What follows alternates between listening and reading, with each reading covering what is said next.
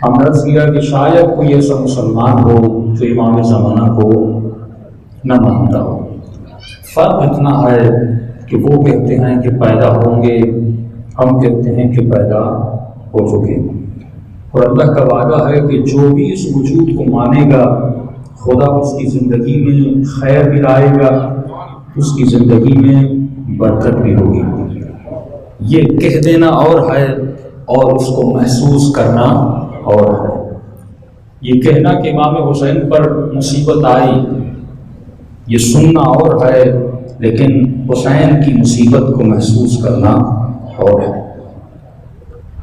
آج زمانہ لفظوں میں جکڑا ہوا ہے۔ دین اسلام ہم تک لفظوں کے ذریعے پہنچا۔ اللہ نے اگر اپنی شناسائی کروائی تو لفظ کے ذریعے۔ 21ویں صدی کا مسلمان یا یہاں کا بچہ اور جوان اگر امام زمانہ کو پہچاننا چاہتا ہے تو لفظ کے ذریعے سے پہچانتا ہے۔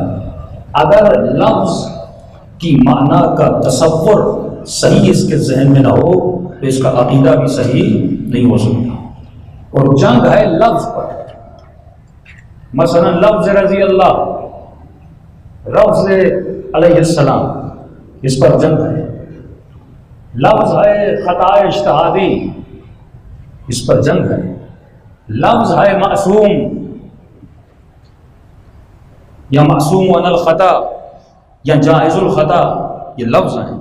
آج مسلمان لفظوں میں جکڑا ہوا ہے۔ کسے صحابی کہوں، کسے صحابی نہ کہوں، کسے ام المومنین کہوں، کسے ام المومنین نہ کہوں۔ اگر تصور صحیح ہو جائے تو لفظ پہ جھگڑا بھی ختم ہو جائے۔ اور شیعت میں بھی دو گروپ، آگے جا کے تفصیل میں آئیں گی کیونکہ شروع کی مجالس ہیں، اور ابھی سے اگر چھیڑنا شروع کر دیا تو میرے لیے مسئلے ہو جائیں گے۔ یہاں پر بھی لفظ ہیں، کس کو امام کہا جائے، کس کو امام نہ کہا جائے، فلاں کو امام کیوں کہتے ہو، یہ لفظ مختص ہے معصوم کے لیے۔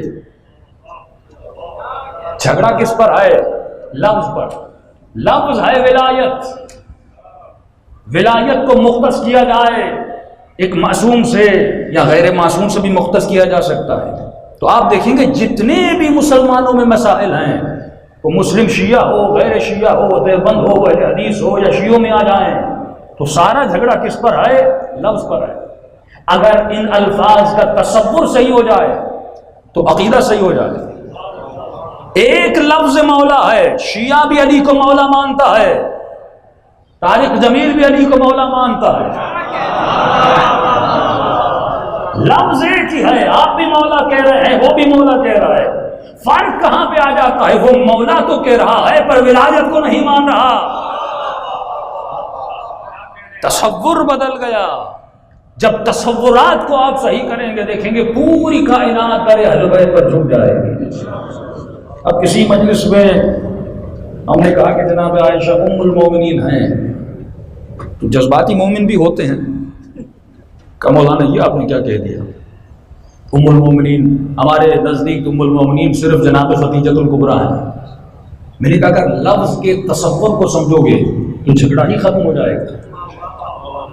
قرآن جو تجھے سمجھانا چاہتا ہے اگر وہ تو سمجھ جائے، اگر تو لفظ کے مفہوم کو سمجھ جائے، سارے جھگڑے مسلمانوں میں ختم ہو جائیں۔ صرف اس کانسیپٹ کو کلیئر کرنا ہے۔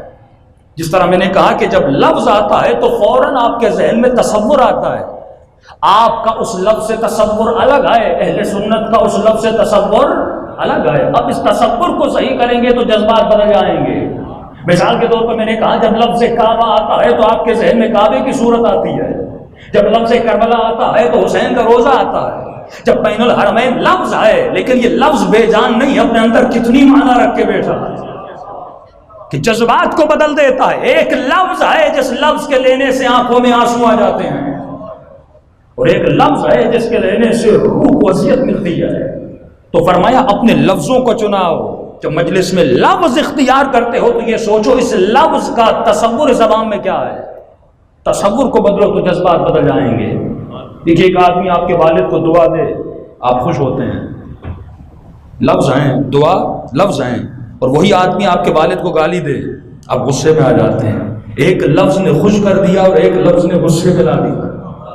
کتنی طاقت ہے اس لفظ میں کہ انسان کے جذبات کو ابھارتا بھی ہے، انسان کے جذبات کو اتارتا بھی ہے۔ اب چھوٹی سی سمپل سی مثال کو ڈیٹیل میں نہیں جاؤں گا، جیسے لفظ ہے ام المؤمنین، یہ لفظ ہے، ترجمہ کیا ہے؟ کس کی ماں؟ مومنوں کی ماں۔ اب کیوں کہا گیا مومنوں کی ماں؟ نبی کی ساری بیویاں مومنوں کی کیا ہیں؟ ماں ہیں۔ کیوں کہا گیا مومنوں کی ماں؟ دو صحابی تھے، طلحہ اور زبیر۔ زبیر نے کہا کہ طلحہ نے کہا کہ اس نبی نے ہماری کافی عورتوں سے شادی کی ہے، لہذا جب یہ دنیا سے چلا جائے گا تو ہم اس کی بیویوں سے شادی کریں گے۔ یہ بات پہنچی رسول خدا کے کانوں تک، پوری رات نبی اذیت میں تھے کہ ابھی میں زندہ ہوں، ابھی سے یہ باتیں کی جا رہی ہیں۔ اور دیکھیے ظاہراً بات خلاف ادب ہے لیکن خلاف شرع نہیں ہے۔ ایک آدمی جب مر جائے، اس کی بیوی بیوہ ہو جائے تو وہ شادی چاہے تو کسی سے بھی کر سکتی ہے، لیکن نبی تک یہ بات ناگوار گزری۔ فوراً جبرائیل نازل ہوئے اور اس آیت کو لے کر آئے، اے مسلمانوں، نبی کی ازواج نبی کے جانے کے بعد تم سب کی مائیں ہیں۔